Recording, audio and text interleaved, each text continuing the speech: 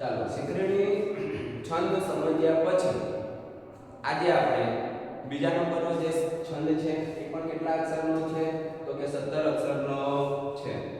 એના વિશે સમજૂતી મેળવીશું જેનું નામ છે મંદા ક્રાંતા.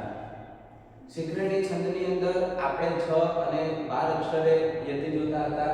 અહીંયા યતિ 4 અને 10મા અક્ષરે આવે છે. ઘણીવાર બોર્ડની પરીક્ષાની અંદર તમને યતિ પણ પૂછી લેવામાં આવે છે અથવા અટક સ્થાન શબ્દ પણ મૂકેલો હશે તો આપણે યતિને પણ તૈયાર કરી દેવાનું છે.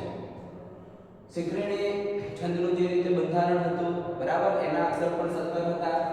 અહીંયા મંદા ક્રાંતા છંદના પણ અક્ષર કેટલા છે તો કે 17 છે.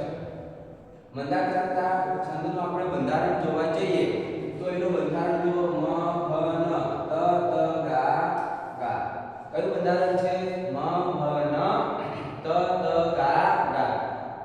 ગણો ત્રણ એકા ત્રણ, ત્રણ દુ 6, ત્રણ તરી 9, ત્રણ ચોક 12, ત્રણ પંચા 15, 16 અને 17. તો આવી રીતે તમે ગણને ગણશો તો સૌથી પહેલા તો તમને શું મળી જશે તો કે સંખ્યા મળી જશે અને સંખ્યા મળી જશે એટલે એ છંદ આ હોઈ શકે ત્યાં સુધી તમે 60 થી 70% જવાબની નજીક પહોંચી જશો.